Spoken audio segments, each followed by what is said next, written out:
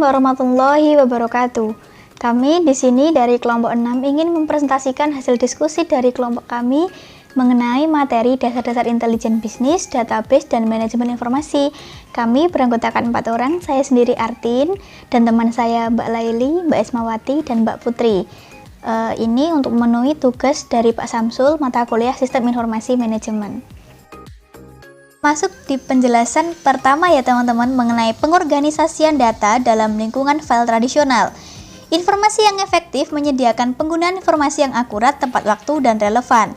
Informasi yang akurat berarti bebas dari kesalahan, serta informasi yang tepat waktu berarti informasi yang tersedia pada saat diperlukan oleh pengambil keputusan.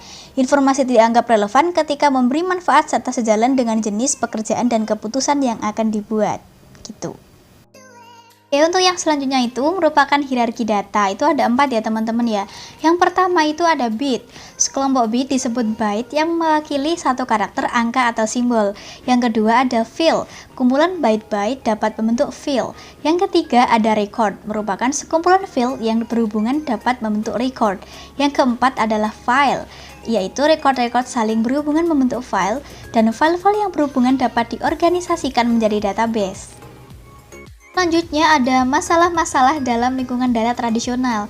Yang pertama itu redundansi dan inkonsistensi data, yaitu di mana redundansi data adalah kehadiran data ganda pada beberapa file data yang tersimpan di beberapa tempat.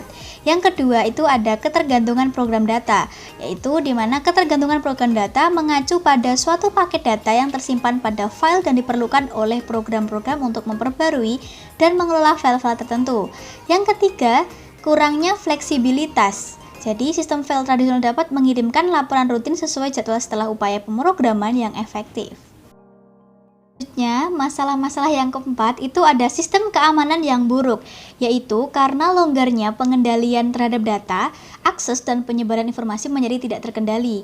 Dan yang masalah terakhir itu ada kurangnya ketersediaan dan pendistribusian data, karena bagian-bagian informasi terdapat pada file yang berbeda-beda dan bagian organisasi tidak dapat dihubungkan satu sama lain. Maka, informasi tidak dapat mengalir dengan baik lintas area fungsional pada bagian divisi-divisi pada organisasi. Pendekatan database untuk mengelola data. Sistem manajemen database. Sistem manajemen database adalah perangkat yang memungkinkan suatu organisasi memutuskan data, mengelola secara efisien, dan menyediakan akses terhadap data yang disimpan oleh program aplikasi. DBMS bertindak sebagai antarmuka antar program aplikasi dan data secara fisik. Bagaimana DBMS menyediakan file tradisional? 1. DBMS rasional. DBMS rasional menampilkan data menjadi tabel 2 dimensi atau disebut relasi. Tabel juga dianggap sebagai file. Setiap tabel berisi data pada sebuah entitas atributnya. Kedua, operasi DBMS rasional. Tabel database rasional dapat dikombinasikan dengan mudah untuk mengirim data yang diperlukan pengguna yang disediakan oleh dua tabel yang saling berbagi elemen data. Ketiga, database non-rasional dan database pada sistem cloud computing. Database non-rasional menggunakan metode data yang lebih fleksibel dan dirancang untuk mengelola data berukuran besar yang didistribusikan pada banyak perangkat serta mempermudah dalam meningkatkan skalabilitas. Sistem private cloud computing mengonsolidasikan server, tempat penyimpanan, sistem operasi, database, serta beban pekerjaan ke dalam perangkat keras dan perangkat lunak yang terdistribusi. Kapabilitas sistem manajemen database. DBMS memiliki kapabilitas definisi data untuk memspesifikasi struktur konten database. Definisi data digunakan untuk membuat tabel database dan untuk mengidentifikasi karakter file pada setiap tabel. Informasi database akan didokumentasikan dalam kamus data. 1. Meminta data dan melaporkan. Bahasa manipulasi data digunakan untuk menambah, mengubah, menghapus, dan mengambil pada database. Kedua, merancang database. Dalam merancang harta memahami hubungan antar data. Jenis data yang dikelola pada database. bagaimana data-data tersebut digunakan, dan bagaimana organisasi perlu dirubah untuk mengelola data dari perspektif seluruh perusahaan. 3. Normalisasi dan diagram relasi entitas. Sistem database rasional berupaya untuk menerapkan aturan referensi terintegritas yang menjamin hubungan antar tabel tetap konsisten. Perancangan database mendokumentasikan model data dengan sebuah diagram relasi entitas seperti entitas pemasok, suku cadang, lini barang, dan pesanan. Memanfaatkan database untuk meningkatkan kinerja bisnis dan pengambilan keputusan. Yang pertama, organisasi bisnis menggunakan database mereka untuk memantau transaksi dasar. Kedua, untuk menyediakan informasi guna menjalankan bisnis dengan lebih efisien. 3. Untuk mengetahui produk mana yang paling populer atau pelanggan mana yang paling mendatangkan banyak manfaatnya. Dia akan menjelaskan mengenai data warehouse dan data mart. Data warehouse merupakan data penyimpanan atau data historis dan data terkini serta berpengaruh bagi kepentingan pengambilan keputusan di seluruh perusahaan, seperti sistem penjualan, data pelanggan, manufaktur, dan transaksi. Data warehouse adalah sistem yang menggabungkan data dari berbagai sumber menjadi satu penyimpanan data yang tunggal, konsisten untuk mendukung suatu analisis dan pembelajaran mesin. Dalam penerapannya, data warehouse akan menyimpan banyak data dari berbagai sumber operasional perusahaan ke dalam suatu database yang komprehensif dan nantinya akan digunakan untuk menganalisis suatu data tersebut. Contohnya dalam bisnis, data warehouse bisa saja digunakan untuk menggabungkan informasi pelanggan dari sistem point of sale perusahaan, situs, mailing list, dan lain-lain. Yang selanjutnya yaitu data mart. Data mart adalah bagian dari data warehouse yang diringkas atau dikhususkan untuk penanganan jenis-jenis data tertentu pada database yang terpisah untuk kelompok pengguna yang telah ditentukan. Data mart atau yang sering disebut sebagai pasar data adalah subset data yang disimpan dalam bentuk warehouse atau dalam data warehouse. Pasar data subjek yang berisi repositori data ringkasan dikumpulkannya data-data ini untuk menganalisis suatu manfaat bagi bisnis, misalnya dalam bidang penjualan, keuangan, maupun pemasaran.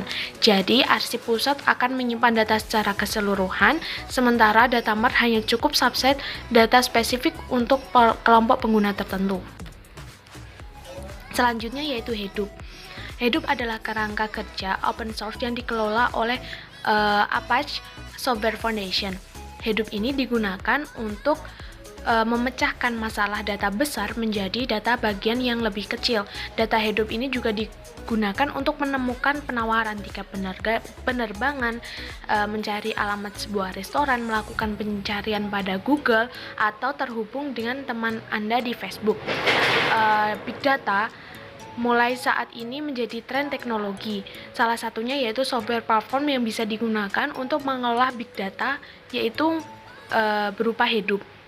Secara ringkas, Hadoop adalah software yang digunakan atau yang mampu menghubungkan banyak komputer agar dapat bekerja sama, saling terhubung untuk menyimpan dan mengelola data dalam satu kesatuan. Hadoop ini menyimpan dan mengelola big data menggunakan model pemrograman MapReduce. MapReduce adalah model pemrograman rilisan Google yang bisa digunakan untuk memproses data dalam ukuran besar dan terdistribusi dan paralel dalam klausur yang terdiri dari komputer yang berjumlah ribuan.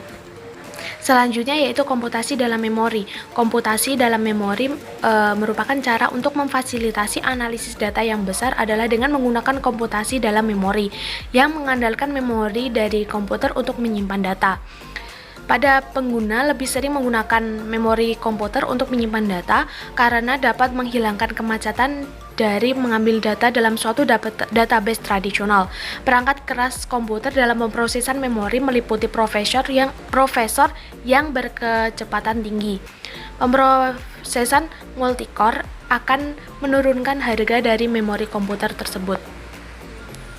Cara lain untuk memfasilitasi analisis data yang besar adalah dengan menggunakan komputasi dalam memori yang sangat mengandalkan pada memori utama dan komputer untuk data penyimpanannya.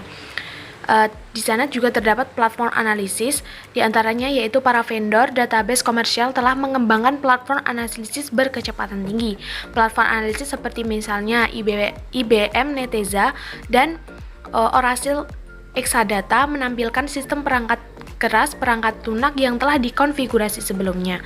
Lalu cluster dari Hadoop melakukan proses data yang besar sebelumnya untuk digunakan dalam bentuk data warehouse, data mart, ataupun platform analisis untuk permintaan langsung oleh para pengguna Power.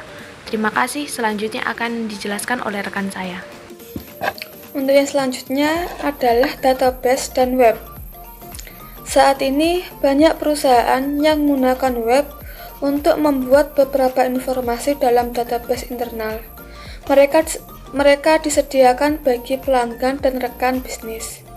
Lalu, pengguna mengakses situs web Peritel melalui internet dengan menggunakan perangkat lunak browser. Perangkat lunak browser web pada komputer PC kliennya. Perangkat lunak browser web akan meminta data dari database organisasi dengan menggunakan perintah HTML untuk berkomunikasi dengan server web. Untuk selanjutnya adalah mengelola sumber data. Yang pertama, menetapkan kebijakan informasi. Kebijakan informasi menentukan aturan organisasi dalam hal pembagian, penyebaran, perolehan, standarisasi, klasifikasi, dan penyimpangan informasi.